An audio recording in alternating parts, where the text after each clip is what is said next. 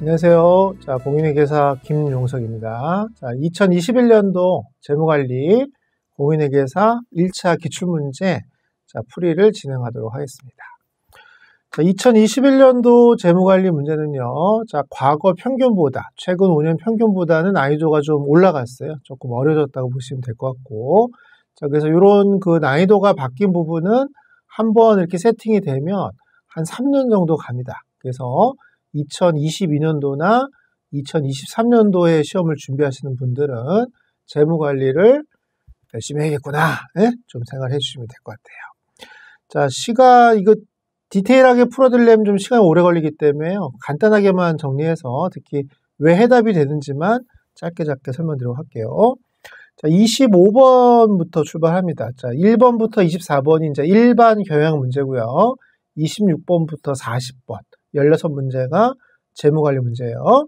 자, 25번은 딱 봐도 자본 예산 문제죠. 충분히 예측됐던 문제입니다.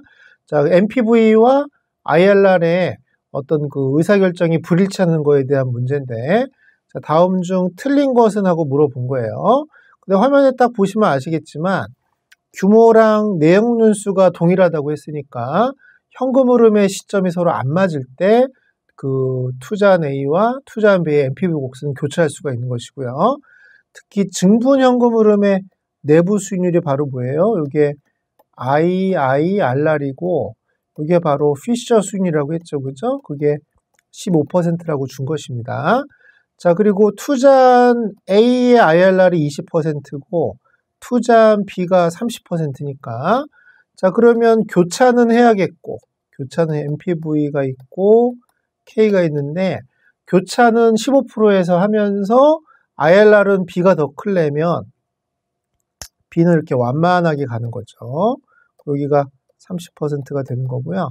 그다음에 A는 이런 식으로 급하게 가는 거고 여기가 20%가 된다면 이 교차점이 바로 15%라고 할 수 있는 것이죠. 그럼 딱 봐도 A가 기울기가 급해야 되잖아요. 그죠?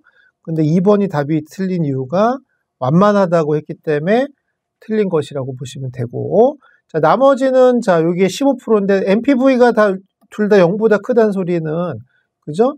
현재 그 자본 비용이 내부 수익률보다는 다 작다고 보시면 될 것 같고, 특히 NPV가 A가 더 크려면, 요 피셔 수익률보다 왼쪽에 있어야 되니까, 15%보다는 작다는 것도 이해가 될 것이고요. 또 피셔 수익률 자체가 15%니까 20%보다 작는 것도 말이 되는 거니까 어쨌든 2번이 말도 안 되게 틀렸다고 보시면 되겠습니다. 그래서 이거는 우리 스마트 객관식 재무관리 그 74페이지의 내용하고 100페이지 가보면 문제 17번이 있는데 그거랑 좀 유사하게 냈다 보시면 되고 특히 요번에 기출문제는 특징이 뭐냐면 저희 이제 그 미래경영 아카데미에서 2021년도에 처음 진행한 게 하드캐리반이라고 있어요. 그래서 아주 문제 무식하게 많이 만들어서 모의고사식으로 뭐 하루에 5문제씩 계속 풀어 제끼는 그런 시간인데 푸는 사람도 죽지만 만든 사람도 죽을 지경인데 문제는 그렇게 만든 문제들 중에서 요번에 기출문제 유사한 게 많이 나왔습니다. 그래서 하드캐리가 힘든 만큼 하드하잖아요.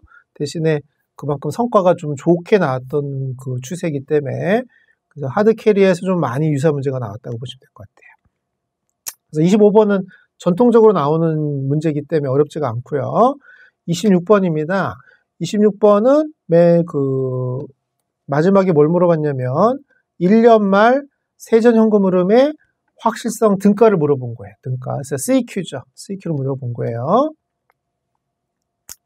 자, 그리고 이제 그 데이터들을 쭉 준 것인데 자, 첫 번째는 그 부채 비율. 부채 비율 나오면 항상 BS인지 BV인지를 보라고 했는데 BS가 100%니까 BV는 0.5라고 빨리 알아들어야겠죠, 우리가. 자, 그 다음에 그 영업 위험만 반영된 베타니까 1.0은 unleveraged 베타라고 보시면 되고, 그럼 여기다 이제 빨리 하마다 모형을 입혀야 레버리지 베타가 나오겠죠.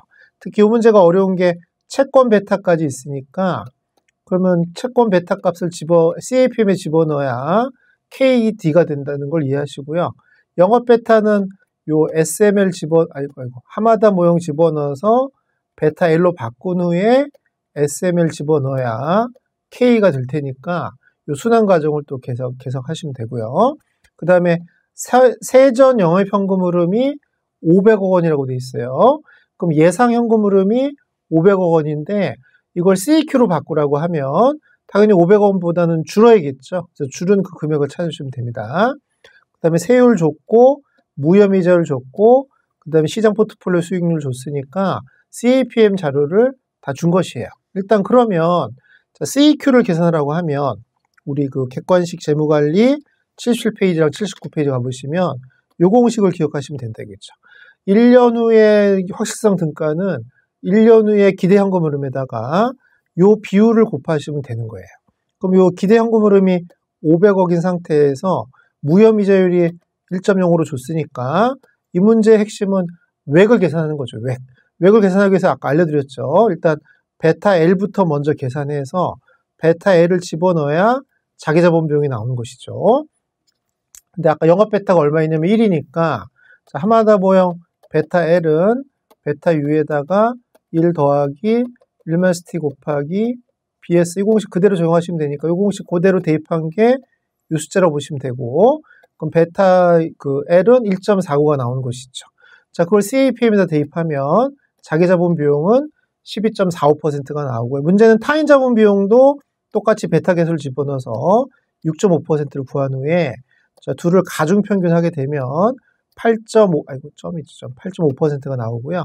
자, 8.5%를 요 웩에다가 집어넣어서 계산하면 확실성 등가는 483.87 정도가 나옵니다. 그래서 뭐 그 우리 객관식용으로는 뭐 충분히 우리가 배운 내용으로는 풀 수가 있는데 자, 문제는 이게 시간이 좀 오래 걸리는 스타일의 문제고 특히 그동안 부채 같은 경우는 베타가 0인 무위험 부채를 가정했지만 요 예제에서는 베타가 0.3인 위험 부채를 가정한 부분이 조금 난이도가 올라간 부분이 있구나 이렇게 생각하시면 될 것 같습니다. 일단 근데 요런 문제의 스타일은 이미 2020년도에도 그 위험 부채 베타 구하는 어떤 그 공식이 이미 나왔기 때문에 조금은 예견됐다라고 보시면 될 것 같아요. 자, 27번인데요. 자, 이 27번은 나중에 여러분들이 2차 문제 이제 합격을 해서 재무관리 연습을 들어보시면 알겠지만 요 유사한 문제가 2020년도에 2차에 나왔다 이게요. 그래서 요 27번은 2020년도를 2차 출제한 분이 1차에 또 유사하게 됐다고 보시면 되니까 그 2차를 좀 푸른 분들은 조금 쉽게 풀 수가 있는데 근데 이제 그 부분은 이제 제가 그 심화 재무관리 때는 해드렸거든요. 그러니까 심화 재무관리까지 좀 들으신 분들은 한번 풀어봤으니까 대응할 수가 있을 것이고 그렇지 않은 분들은 이제 요령껏 잘 움직여줘야겠죠. 자, 4년 만기 현물이자율 우리가 수업 시간에는 0R4라고 배웠습니다만 여기서는 I라고 한 거죠. I04를 계산해서 자, 요거에 1 더한 후에 4승이 얼마인지를 계산해 보시면 되니까 그럼 굳이 그 수익률 자체를 계산할 필요는 없고 통째로 그 금액을 계산하시면 되는데 자, 이게 이제 아이디어 싸움인데 잘 생각해 보세요. 채권 A랑 채권 B는 둘 다 4년이고요. 액면 금액은 10,000원인데 현재 시장 가격은 다르다 이거죠. 하나는 그 10%가 액면이자율이고 하나는 20%가 액면이자율 상태에서 자, 그러면 우리가 현물이자율이라는 건 1년, 2년, 3년, 4년 중에 1, 2, 3년 동안은 현금 흐름이 없어야 되는 거거든요. 그럼 채권 A랑 채권 B는 지금 서로 액면이자율이 다르니까 둘을 비교하기 시작하면 둘의 차이를 구하기 시작하면은 액면이자의 차이 때문에 둘의 어떤 그 차이로 인한 매년 현금 흐름이 발생하니까 그럼 우리는 매년 그 이자가 동일하게끔 뭔가 그 복제를 해서 그 차이를 계산하자 이거죠. 자, 그럼 하나는 10%고 하나는 20%라면 A를 2개 사거나 B를 0.5개 사면 되겠죠. 그래서 개수만 조정을 하시면 될 거예요. 그래서 A를 만약에 2개 산다면 이렇게 한번 해보라는 겁니다. 0, 1, 2, 3, 4인데 A를 1개 사면 1,000원, 1,000원, 1,000원, 11,000원이잖아요. 그 다음에 B를 1개 사면 2,000원, 2,000원, 2,000원, 12,000원 이렇게 되는데 자, 중간에 캐시플로우 없애기 위해서 이걸 2개 사란 말이에요. 두 개를 곱해버리면 그래서 위에 거에서 밑에 걸 빼라 이거죠. 자, 그러면 0, 0, 0이 되고 10,000원이 남잖아요. 그럼 요거에 이제 오늘 현재 두 개 금액 차이를 구하시면 되는 거예요. 이해되시겠어요? 자, 그러면 A를 두 개 샀으니까 8,000원짜리 두 개 샀기 때문에 16,000원이 들어가는 것이고, 그 다음에 B는 한 개 샀으니까 11,000원을 구한다면, 여기가 이제 5,000원이 되겠죠, 5,000원. 5,000원이 바로 아까 설명드린 얼마였어요? 22,000원에서 12,000원을 차감한 10,000원이죠, 10,000원. 10,000원의 현재 가치라고 할 수 있으니까, 자, 그러면 5,000원은 10,000원에 1 더하기 I04의 2승이라면 요 값은 이거 나와야겠죠, 당연히. 그래서 2.0이니까 그래서 이게 아이디어를 찾아내면은 어려운 문제가 아니고 정답은 3번이고, 근데 이제 시험장 가서 여러분들이 앞에서 이제 1교시 우리 또 시험장 1교시가 경제랑 경영 같이 봐야 되는데 또 경제학까지 어렵게 나왔으면 이거 사실 감당하기가 좀 힘들 수도 있는 건데, 어쨌든 그래서 직전연도 2차 문제를 꼭 풀어봤는데 좀 알아야 된다 이거죠, 조금은. 왜냐면 그 출제자가 돌고 돌아서 본인 좋아하는 스타일로 이렇게 출제를 하더라 이거예요. 자, 대신 28번은 또 쉽죠. 28번은 듀레이션에 대한 설명으로 적절하지 않는 것은 하고 물어본 겁니다. 자, 그러면 빨리 답부터 먼저 하는데요. 자, 정답은 2번이죠, 2번. 자, 목표 시기와 그 듀레이션을 일치하게 보유한다면 이게 바로 면역 전략이죠. 듀레이션에 입각한 면역 전략입니다. 그러면 이 보유 기간 동안은 이자율 위험이 없어지는 건 맞아요. 하지만 그 채권 포트폴리오를 조정할 필요가 없다고 돼 있는데요. 자, 우리 교재에 뭐라고 돼 있냐면 객관식 재무관리 그 336페이지에 이자율이 변하거나 기간이 경과한다면 반드시 재조정, 영어로는 리밸런싱 한다 계속 설명드렸죠, 제가. 리밸런싱 해야 면역을 시킬 수가 있다는 거죠. 또 계산 문제는 또 여기 문제 33번에 가보면 있다는 겁니다. 그러니까 우리 문제도 풀어봤고 이 내용도 강조를 해드렸기 때문에 그 리밸런싱을 할 필요가 없다라는 것 자체가 틀린 거죠. 왜냐하면 이게 그 듀레이션을 딱 하나만 채권을 한 산 게 아니라 포트폴리오니까 무이표채, 이표채, 영구채 그 각기 성격이 다른 여러 가지 채권의 그 포트폴리오를 그 목표를 가지고 듀레이션을 계산하다 보니까 시간이 경과하게 되면은 이표채나 무이표채의 듀레이션이 변하고요. 금리가 변하게 되면 영구채라든가 이런 듀레이션이 변하기 때문에 그럼 뭔가 리밸런싱 해야 되는 거는 당연하겠죠. 당연합니다. 그래서 2번이 너무나 쉽게 틀렸기 때문에 그래서 나머지는 조금 어려운 표현도 있긴 있습니다만 2번이 너무나 쉬웠다 이거죠. 그래서 28번은 그래서 답을 2번으로 빨리 할 수가 있는 거예요. 자, 그 다음에 29번. 29번도 이것도 뭐 예견된 거죠. 이제 요게 또 우리 하드캐리 거의 똑같이 나온 건데요. 그러니까 이거 뭐 MM의 기본 중에 기본형입니다. 자, 무위험 부채를 보유한 A기업. 부채를 보유하니까 이게 레버리지드 기업이죠. 자, 현재 그 법인세율은 30%고, 자, 주식 베타가 2.0이라는 건 L이죠. 레버리지드 베타가 2.0인 겁니다. 대신 A기업은 모든 것이 동일한데 무부채 기업이라고 했으니까, 이거 참. B기업은 무부채 기업이라고 했으니까 B기업은 U기업이라고 보시면 되고요. 베타가 1.0이라는 거는 베타 언레버리지가 1.0이라는 것이에요. 자, 그리고 이 무부채 기업의 가치가 50억이니까 50억은 VU겠죠. VU. 세율은 30%라는 거 안다면 그럼 딱 봐도 이제 뭘 구하라는 소리냐면 이자 비용 절세 효과로 인한 프레젠트 밸류니까 우리 용어로는 BT를 구하라는 거냐, BT를 구하라 이거죠. 자, 그러면 도대체 50억짜리 회사가 부채를 갖는다면 도대체 얼마가 더 증가하는지를 답을 하는 건데 부채를 얼마 가질지는 얘기가 없고요. 대신 부채를 가진 이후의 베타 계수가 2.0이라면 요 1.0과 아까 우리 앞에 문제랑 똑같이 하마다 모형을 적용해야겠죠. 하마다 모형을. 그럼 베타 L은 베타 U에다가 1 더하기 1-t 곱하기 BS에서 얘 알고 얘 하니까 BS 구할 수 있대요. BS. 그래서 BS를 구하면 1.429가 나와요. 1.429. 자, 이걸 가지고 우리는 일명제를 대입해야 되니까 일명제로 가기 위해서는 BV로 바꿔줘야겠죠. 그럼 BS가 1.429라면 그 S가 1일 때 B가 1.429니까 V는 2.429가 되겠죠. 그럼 2.429로 1.429를 나눈다면 0.588이 되네요. 0.588. 그럼 요 비율을 우리 일명제에 대입을 하는 거죠. 그 VL은 VU가 50억이고요.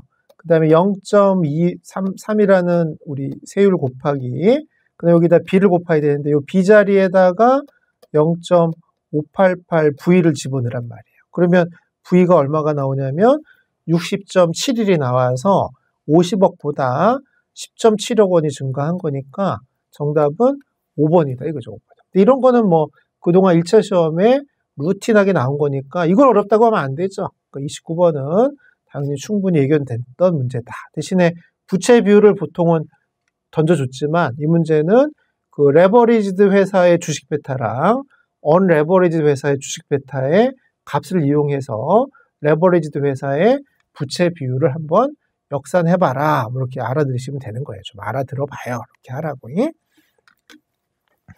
자, 2021년도가 어렵다고 하는 이유가 바로 뭐냐면 이런 스타일의 문제가 많이 나왔다는 거죠. 5개 중에 하나를 고르라는 게 아니고 모두 선택해라. 이런 걸 모두 선택해라. 이런 스타일인데 제가 이런 스타일로 하드 캐리어 굉장히 많이 냈거든요. 그러니까 그때 고생하신 분들은 좀 많이 혜택을 입었을 겁니다. 그래서 적절한 항목만을 모두 선택한 걸 하라고 했으니까 그럼 틀린 걸 답을 하셔야겠죠. 그래서 정답은 1번이라고 돼 있으니까 A랑 D는 맞는 것이고요. 그럼 B, C, E가 왜 틀린지만 살펴보자. 다 할 수는 없기 때문에. 자, B는 뭐라고 되어 있냐면 DOL이 크다는 거는 영업이익 변화율에 비해서 매출액 변화율이 크는 게 아니고요. DOL의 정의가 뭐예요?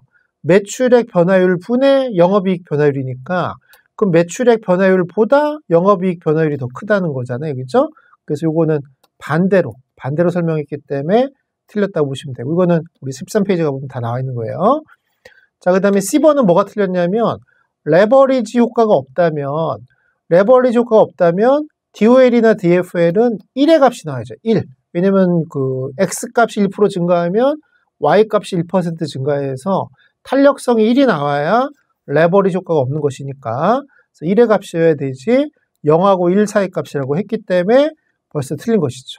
그래서 이것만 해도 BC가 확실히 틀렸기 때문에 그거 다 긋다 보면 그 1번이 그 답이 된다는 걸 알 수가 있는 것이고요. 자, 2번도 마찬가지로 재무 레버리지라는 건 뭐냐면 영업 고정비가 아니죠. 영업 고정비의 어떤 그 레버리지 효과는 영업 레버리지고 재무 레버리지라는 거는 이자 비용의 효과를 얘기하는 거니까 재무 고정비겠죠. 그죠? 재무 고정비의 비중 증가에 따른 순이익 확대 효과를 얘기하는 것이기 때문에 그래서 거기가 틀린 것이죠. 그래서 틀린 게 너무나 명백하기 때문에 그래서 제가 볼 때 난이도가 높지는 않은데요. 이거 다 읽어봐야 되잖아. 그러니까 이게 시험장 가서 그러니까 이 고약한 출제자를 만난 거예요, 지금. 왜냐면 이거 다 그 시간도 1교시가 부족한 데다가 이걸 다 읽어보면서 답을 해야 되니까 여러분들이 고생을 많이 했을 거라고 생각이 됩니다.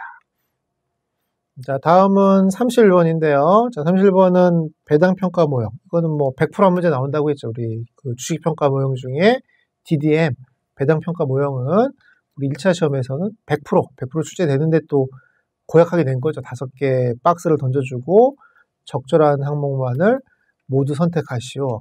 이 독한 문제입니다. 정답은 3번이니까. 그럼 C랑 E는 맞다고 보고 자, A, B, D가 왜 틀렸는지를 답을 해야겠죠. 자, 첫 번째는 퍼하고 요구 수익률을 관계인데요. 자, 퍼라는 건 상식적으로 생각해도 주가를 EPS로 나눈 거잖아요. 그러면 주가와 그 같은 방향으로 움직이는데 주식은 D1을 K-G로 나눈다면 주가랑 요구 수익률은 반대 관계잖아요. 그러면 요구 수익률이 오르면 주가가 내리잖아요. 그러면 퍼도 떨어지겠죠. 그러니까 여기 정의 관계가 아니고요. 반의 관계를 갖는다라고 해주셔야겠죠. 자, 그 다음에 B번. B번은 수업 시간에 이제 제가 히든 카드로 알려드린 건데, 성장률이 2%고 요구 수익률이 10%면 8%가 바로 배당 수익률이거든요. 그럼 10,000원에다가 8% 곱하면은 얼마가 나옵니까? 800원이 나오겠죠. 800원. 800원이 나온 거예요. 그럼 750원보다 작은 게 아니라 커야겠죠. 그래서 B번은 명백하게 틀렸다. 이렇게 보시면 되고요. 자, 그 다음에 D번은 자, 고정성장 모형을 하기 위해서는 K랑 G 중에는 K가 더 커야 되잖아요. 근데 요구 수익률이 성장률보다 작다고 했기 때문에 틀린 거죠. 당연히 요구 수익률이 성장률보다 커야 되는 거니까 틀린 거니까. 그래서 하나하나 뜯어보면 어렵지가 않다. 제 얘기는. 근데 뭐냐? 5개를 다 검증해서 5개 중에 틀린 걸 하나 고르라고 해도 괜찮은 문제인데 문제는 5개를 다 파악을 해서 이 조합을 찾아야 되니까 이게 분명히 시간이 훨씬 더 오래 걸리는 문제이기 때문에 딱 봐도 사람이 으악 하고 질리지 않나요? 이 5개를 딱 던져주고 벌써 이렇게 선택 옳은 것만을 모은 걸 찾아라. 이게 만만치가 않다 이거죠. 또요, 또 32번도 마찬가지로 경제적 부가가치에 대한 설명으로 적절한 것을 이거 제일 좋아하는 사람이네요. 정답은 3번이니까 그럼 또 BCD가 왜 틀렸는지를 봐야겠죠. 자, EVA는 영업 및 영업 외 활동이라고 되어 있는데요. EVA는 영업 활동을 보는 거지 영업 외 활동을 보는 건 아니잖아요. 또 질적인 측면을 보는 게 아니고 양적인 측면만 보는 것이니까 그래서 이런 게 틀린 거죠. 그래서 영업 외 활동, 질적 측면. 그래서 EVA가 질적 측면을 고려하지 못하다 보니까 여러분들 원가 관리에서 그 균형성과표라든가 그런 게 나오는 겁니다. 그 다음에 C번은 왜 틀렸냐면 자기 자본 이익률에다가 가중평균 차이에다가 투하 자본을 곱해서 산출한 게 아니고요. 자기 자본 이익률은 영어로 뭐예요? ROE잖아요. ROE. 근데 우리는 ROE가 아니라 ROIC에다 곱해야겠죠. 그래서 EVA는 ROIC 마이너스 외에다가 IC를 곱하기로 했었잖아요. 그죠? 그러니까 여기서는 ROIC, 한국말로는 투하 자본 이익률로 해야지 자기 자본 이익률로 했기 때문에 틀린 겁니다. 이 공식도 우리 재무관리 80페이지 가서 그러니까 이 공식 꼭 확인해야겠죠. 이것도 마찬가지예요. 이 문제도 2020년도에 2차 시험에 냈던 거거든요. 이걸 그대로 비슷하게 1차에 내고 있는 거죠. 그러니까 동일한 사람이 계속 돌리게 되는 겁니다. 투하 자본의 기회비용을 반영한 그 경제적 이익의 현재 가치. 이건 말도 아니죠. 2번. 왜냐하면 EVA가 한국말로 뭐예요? 경제적 이익인데 경제적 이익의 현재 가치 그러면 EVA가 아니고요. MVA죠. MVA. 수업 시간에 MVA라고 배웠으니까. 그래서 EVA가 아니고 MVA다. 답을 하시면 되니까. 그래서 정답은 BCD가 틀려서 3번이다. 이렇게 해주시고. 자, 33번은 또 워낙 쉬운 문제. 우리 MMA. 그러니까 쉬운 것도 되게 쉬운 겁니다. 자, 그 자본 구조를 변경한 거죠. 그래서 영구채 5억 원을 발행해서 그 LU 기업이 현재 무부채 기업이니까 U 기업이잖아요. L 기업이 된다면 자, 가중평균 자본 비용이 얼마냐 물어본 거예요. 빨리 MMA 1명제, 2명제, 3명제 중에 몇 명제로 가겠어요? 3명제로 가서 그러면 외근 로 곱하기 1 마이너스 t 곱하기 BV 이제 이 공식만 찾으러 다니시면 되는 겁니다. 그럼 첫 번째 그 A 기업에 자기 자본 10억 원이니까 결국 VU겠죠? VU가 10억 원을 얘기하는 거고요. 0.9억 원이 노펫이거든요. 자, 그럼 VU는 노펫을 로로 할인한 거니까 VU랑 노펫을 줬기 때문에 로를 구할 수가 있잖아요. 그죠? 그래서 로가 몇 프로가 나오냐면 7%가 나오니까 여기에 7% 미리 살짝 넣어놓고 그럼 벌써 7%보다 작아야 되니까 예? 벌써 느낌이 딱 오죠? 정답은 답이 됐네 벌써 1번이다 이거죠. 그래서 가중평균 자본 비용은 로보다는 줄어야 되니까 그럼 더 계산할 것도 없이 정답은 6%다. 그래도 마음이 좀 찜찜하니까 다 해봐야겠죠. 자, 법인세율은 0.3이라고 줬고요. 자, 문제는 이제 5억 원을 하게 되면 VL은 10억 원 더하기 BT니까 5억 곱하기 0.3을 하면 1.5억이 늘어서 11.5억이 되는 거잖아요. 그럼 부채는 5억입니다만 밑에는 11.5로 해주셔야 되겠죠. 자, 그래서 정리해서 계산해보면 우리 유액은 3명제 쓰니까 6.09%가 나와서 소수점 셋째 자리에서 반올림하게 되면 6%가 답인데 그 계산하기 전에도 벌써 로우가 7%이기 때문에 우리 부채 기업의 가중평균 자본 비용은 MMA 이론에 의하면 감소해야 되니까 정답은 6%라고 할 수 있죠. 재밌다. 맞춰야 재밌죠. 자, 34번입니다. 이것도 쉬운 문제죠. 주식 배당에 대한 설명. 그래서 이건 자본 구조론 중에 이제 배당 쪽에서 낸 겁니다. 다음 중, 그러니까 이렇게 틀린 것은 하나만 잡아주면 좋는데 아까 묶어라 이러니까 이제 헷갈리는 것이죠. 자, 당연히 이 문제도 너무나 쉬운 게 주식 배당을 하게 되면 주식 수가 증가하니까 주가가 상승하는 게 아니고요. 당연히 주가가 떨어지는 거죠. 주주의 부가 불변인 것이지. 그래서 여기가 틀린 것이고 대신에 유동성이 증가하는 건 맞죠. 주식수가 많아졌기 때문에 주가가 떨어져서 더 많은 사람들이 참여해서 유동성이 증가하는 건 맞기 때문에요. 그래서 정답은 4번이 너무나 쉽게 틀렸다. 그러니까 이런 건 또 되게 쉬운 문제죠. 이런 건 너무나 쉬운 문제입니다. 자, 35번. CAPM에 대한 설명 중 또 가장 적절한 것은 그러니까 이런 게 차라리 낫다 이거죠. 정답은 1번이니까 1번하고 보면 B234가 2345가 왜 틀렸는지 또 하나씩 살펴봐야겠죠. 자, 일단 그 1번부터 먼저 볼까요? 공매도가 허용될 때, 자, 기대 수익률이 서로 다른 두 개의 효율적 포트폴리오를 구성한다면 시장 포트폴리오를 복제할 수 있다고 되어 있는데요. 자, 그 효율적 포트폴리오랑 효율적 포트폴리오를 조합하게 되면 결국은 시장 포트폴리오로도 근접할 수가 있는 것이니까 이거는 뭐 틀린 말은 아니니까 맞다고 보시면 되고, 자, 2, 3, 4, 5가 왜 틀렸는지를 봐야겠죠. 2번은 자, 수업 시간에 너무나 강조한 거죠. 음의 베타가 가능은 해도, 그래서 개별 주식의 위험 프리미엄이 음수가 될 수는 있어도 시장 포트폴리오의 위험 프리미엄이라고 한다는 것은 항상 0보다 커야겠죠. RM에서 RF를 뺀 값은 항상 0보다 커야지. 이게 그러면 시장 전체 베타가 마이너스가 나와야 되니까 말도 안 되는 소리를 하는 거죠. 이거는. 그래서 틀린 것이고요. 3번. 수익률의 표준 편차가 서로 다른 두 포트폴리오 중에서 더 높은 표준 편차를 가진 포트폴리오가 더 높은 기대 수익률을 갖는다고 돼 있는데 수업 시간에 용어를 바꾸자고 했죠. 그죠? CAPM 이전에는 표준 편차를 가지고 그렇게 따질지 모르지만 CAPM 이후부터는 표준 편차가 아니고 베타를 보자고 했죠. 베타. 잘했어요. 그래서 하이 베타, 하이 리턴이니까 베타가 커야 더 높은 수익률이 나오는 겁니다. 근데 지금 표준 편차가 더 크다고 해서 베타가 더 크라는 법은 없죠. 베타가 더 작을 수도 있기 때문에 그러니까 맞다고 할 수가 없는 것이고요. 그 다음에 비체계적 위험을 가진 자산이 자본시장 선상이 있으면 안 되죠. 자본시장 선상이 있으려면 무위험 자산과 시장 포트폴리오에 분산 투자하니까 비체계적 위험은 항상 없고요. 그래서 항상 시장과의 상관계수는 1이 된다고 설명드렸습니다. 그래서 틀렸고 5번 베타가 제로인 위험자산 Z와 시장 포트폴리오를 조합해서 위험자산 Z보다 기대 수익률이 더 높고 그 표준 편차가 작은 포트폴리오를 구성할 수 없다라고 되어 있는데요.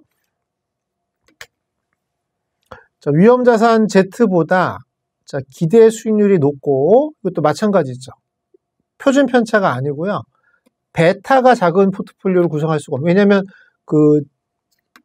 이 베타가 0이네라고 했기 때문에 베타가 0이네랑 그 시장 포트폴리오랑 결합을 하면 그럼 0하고 1 사이 값이 나와야 되는 거잖아요. 근데 0보다 작으려면은 마이너스가 돼야 되니까 그럼 시장 포트폴리오를 공매도 할 수는 없으니까 이거는 말이 안 되는 건데 그래서 이제 베타가 작은 포트폴리오 구성할 수는 없는 건 되지만 표준 편차는 또 모른다는 거죠. 표준 편차는 비체계적 요인이 얼마냐에 따라서 그 더 커질 수도 있는 것이기 때문에 그래서 그건 알 수가 없다고 보셔야 돼요. 그래서 정답은 1번이다. 1번이다. 이렇게 해주시고요. 자, 36번은 조금 어려울 수가 있는데요. 단순하게 젠센 지수만 알면 안 되고요. 이거에 이제 어떤 의의를 좀 아셔야 되는데 자, 젠센 지수가 밑에 A, B, C, D 4개의 자산 값이 나와 있고요. 자, 공매도가 허용된다. 이게 포인트인데 자, 젠센 지수는 우리 SML로 예상했을 때 기대 수익률과 실제 수익률의 차이기 때문에 이렇게 생각하시면 된다 이거예요. 자, 항상 사후 수익률을 보실 때 RI라고 보시면 되고 베타인데 저희가 SML이 있다면 A랑 B는 마이너스가 나왔으니까 A나 B는 요쯤에 있는 거죠. 요쯤에 A나 B는 여기 있는 거고 대신에 A가 더 마이너스 2%로 더 밑으로 내려간 거예요. 그 다음에 C와 D는 플러스니까 여기 있는 거죠. 일단 그래서 A, B는 성과가 좀 안 좋았고 C와 D는 성과가 좋았다. 뭐 이렇게 얘기는 할 수가 있는데 자, 문제는 첫 번째는 뭐냐면 자, 그 가능한 경우를 모두 찾으라고 했는데요. 자산 A와 B로 구성하게 되면 A와 B를 구성하게 되면 안 좋은 주식을 구성한 거잖아요. 그럼 그 포트폴리오의 젠센스 알파, 젠센 지수도 원래는 마이너스가 나와야 됩니다만 이게 플러스가 1%가 될 수 있겠네요. 그렇죠? 자, 어떻게 하면 가능하겠습니까? 둘 다 안 좋지만 굉장히 안 좋은 애를 공매하고요. 덜 안 좋은 애를 매수하면 된다. 그렇죠? 그래서 A를 공매도 B를 매입해서 똑같은 비중으로 그러면 플러스 1%를 가져갈 수가 있는 겁니다. 그래서 이 문제의 포인트는 A를 공매도 하고 B를 매수한다면 투자 비중을 대신 똑같이 가져갔다면 오히려 젠센 지수는 플러스 1%가 가능한 거예요. 그래서 공매도가 가능하기 때문에 A번은 가능하다고 답을 하시면 되고요. 자, 그 다음에 두 번째랑 세 번째는 CD를 얘기하는 건데 그냥 보면 D가 C보다는 좋거든요. 근데 샤프 지수나 트레이너 지수는 C가 D보다 더 클 수 있겠네요. 그죠?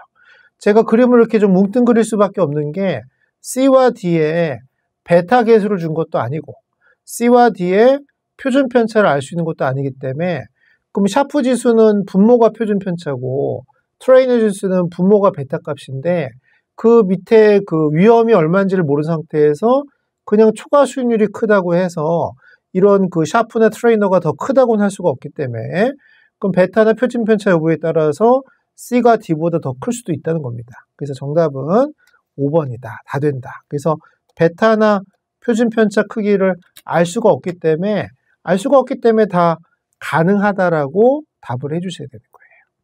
그래서 조금 어려운 문제였어요. 이거는.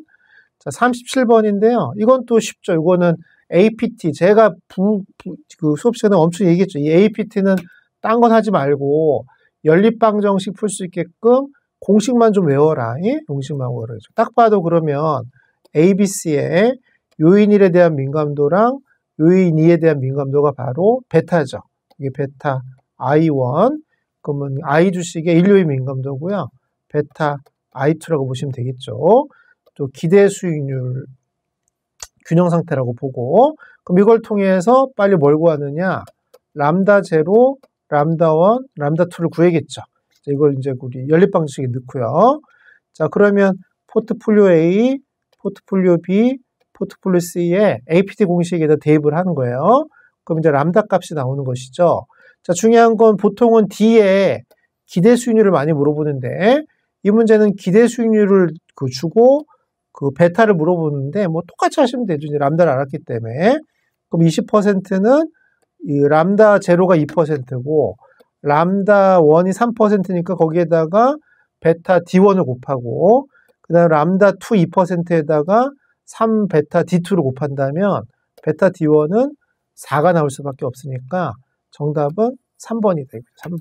그래서 어쨌든 그 균형 상태에 있는 세 개 주식을 통해서 그 APT 공식을 도출한 후에 D에 어떤 기대 수익률을 구할 수도 있고 여기서는 어떤 민감도까지 계산할 수 있는 거니까 이건 뭐 루틴하게 출제되고 있는 겁니다. 그러니까 37번은 뭐 어려웠다 이러시면 안 돼요. 이거는 분명히 맞추셔야 되는 것이죠. 자, 38번. 이것도 채권인데 이것도 조금 어려울 수도 있는데요. 다음 표는 채권 ABC의 액면 이자율을 알려준 거예요. 액면 이자율을 순서대로 준 것이고 그 다음에 만기 수익률은 10%죠. 만기 수익률이 10%니까 A는 할인 거래고요. C는 할증이 되는 것이고 B는 이제 액면 거래된 것이죠. 자, 그 다음에 만기가 2년 이상으로 다 동일하다고 돼 있고 액면은 이자는 1회 지급된다면 자, 특히 수업 시간에 경상 수익률은 채권 가격분의 액면 이자라고 했으니까 영어로는 커런트 일드라고 했죠. 이자 수익률이라고도 하고 경상수익률이라고도 했습니다. 자, 이 상태에서 이제 뭘 물어봤냐면 틀린 걸 물어봤으니까 정답은 틀린 것만 빨리 하죠. 2번만 하죠. 그죠? 1번 딱 보면 A의 가격은 B보다는 작아야겠죠. 액면이자를 적게 주니까.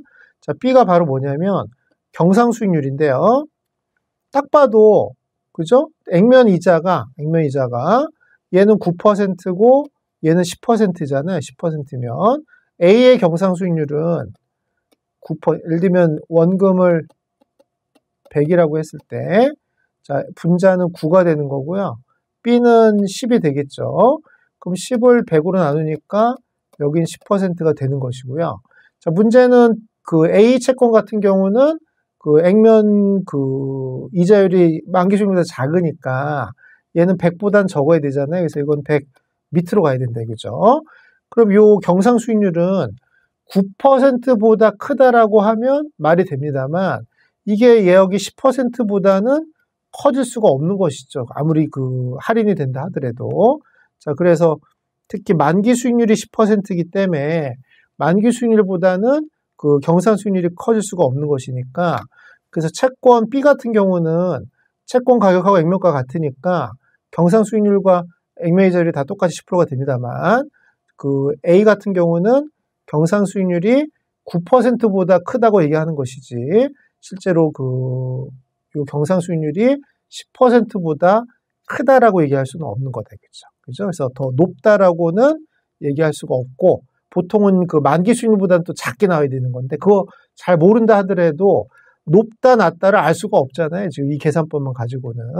그래서 정답은 2번이 좀 틀렸다 이렇게 보시면 되고 그래서 그 평상시에는 중요하게 생각하지 않았던 경상 수익률을 굉장히 강조하게 출제한 문제였다고 보시면 되겠습니다.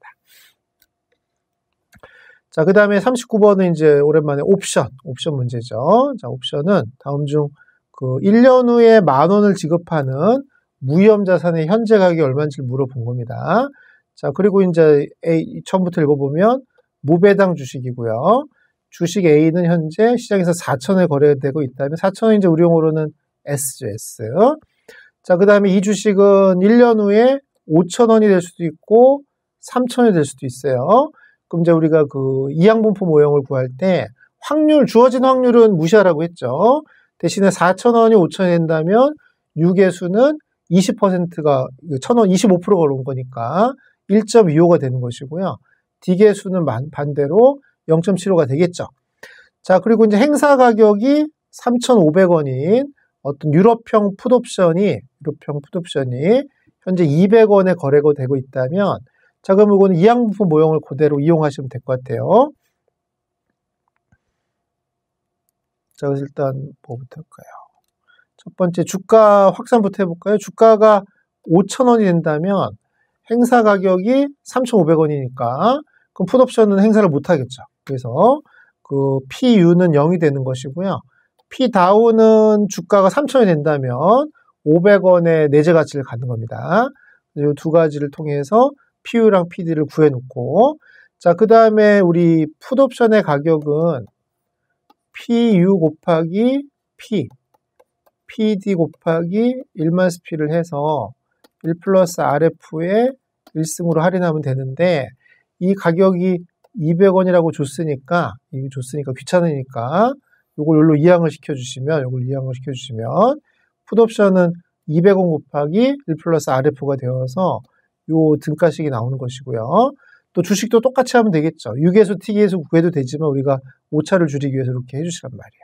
왜냐하면 1 플러스 RF를 모르기 때문에 그 위험 중립 확률을 직접 구할 수가 없으니까 그럼 주가가 5,000일 때 P를 곱하고 3,000일 때 1만 P를 곱한다면 요 둘을 연립으로 좀 풀어줘요. 그러니까 요게 좀 어렵죠. 원래는 무위험 이자율을 줘갖고 위험 중립 확률을 우리가 구해야 되는데 지금 무위험 이자율도 안 주고 그 다음에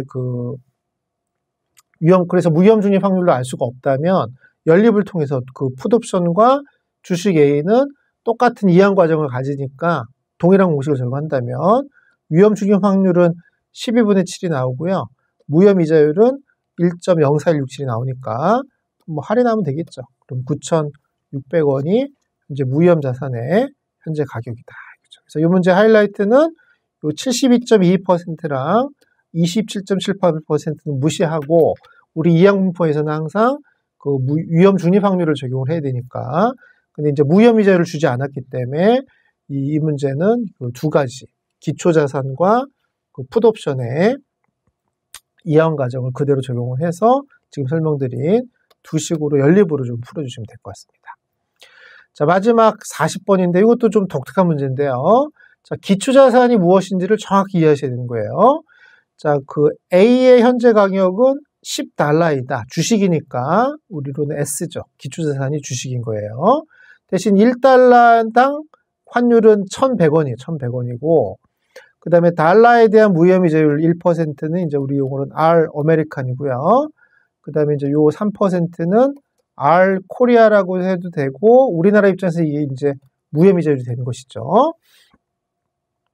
자, 그리고 이제 주식 A를 1년 후에 원화로 구입하는 선도 계약이 있다면, 자, 무배당이니까 우리가 선물 계약은 선물의 균형 가격은 현물 균형 가격에다가 1 더하기 RF-D에다가 12분의 T를 곱하기로 했는데 배당도 없고 12개월이니까 그럼 S 곱하기 1 더하기 RF에 1승으로 하시면 되는 거거든요. 자, 그럼 이제 문제는 뭐냐면 그 선도 계약이 얼마냐고 물어본 거잖아요. 그럼 여기서는 주식을 사는 선도 계약이니까 통화 선물이 아니고요. 주식 선물인 거예요. 그래서 통화 선물 그 공식을 쓰시면 안 되죠. 통화 선물 F는 S 곱하기 1 플러스 RK 1 플러스 RA 이거 쓰시면 안 되고 그때는 환율 그 달러가 기초자산일 때 쓰는 거고 이거는 주식이 기초자산이기 때문에 그러면 여기가 $10고 여기다가 1.03을 적용하면 되니까 10.03이 달러 기준으로 현재 뭐예요? 우리 선도 가격이고요. 거기다 환율만 곱해주면 원화가 나오는 거니까 정답은 4번에 11,300원이다. 이렇게 해주시면 되겠습니다. 여기까지 해서 우리 2021년도 1차 문제를 같이 풀어봤는데 앞서 설명드린 것처럼 어쨌든 좀 어려웠어요. 평상시보다는 조금 어렵게 출제. 왜냐면 2차기가 좀 많이 보이죠. 아까도 설명드린 것처럼 2020년도 이 출제하신 분이 2차 시험을 출제하신 분이 그 유사한 문제들을 1차에 지금 많이 내려보냈기 때문에 그 우리 사정을 잘 모르는 거죠. 우리가 그런 사람들이 아닌데 그래서 조금 이제 그 특히 처음 공부하시는 분들은 좀 어려울 수가 있는데 아무래도 이 경향은 계속 갈 것 같긴 합니다. 한 2, 3년 동안은 계속 갈 것 같기도 하니까 재무 관리 좀 잘 준비를 하셔야 될 것 같아요. 앞으로. 어쨌든 16개 중에 그래도 12개 정도는 우리가 맞출 수 있게끔 해놨기 때문에 왜냐면 쉬운 것도 되게 쉽죠. 그리고 아까 그 양이 많아서 그렇지 사실은 하나하나 그 올바른 거로 묶은 것은 해서 막 그 5개끼리 이제 묶는 거 그런 게 어려워서 그런 것이지 하나하나 보면 그 문장 자체가 어려운 건 아니었기 때문에 시간이 문제였을 것 같아요. 제가부터 시간이 문제였을 것 같습니다. 여기까지 해서 그러면 우리 2021년도 자 공인회계사 1차 재무관리 기출문제 풀이를 마치도록 하겠습니다. 여러분들 자 수고 많으셨습니다. 유료 동영상 강의는 공인회계사 전문 교육기관인 KG 에듀원 미래경영 아카데미에서 수강 가능합니다.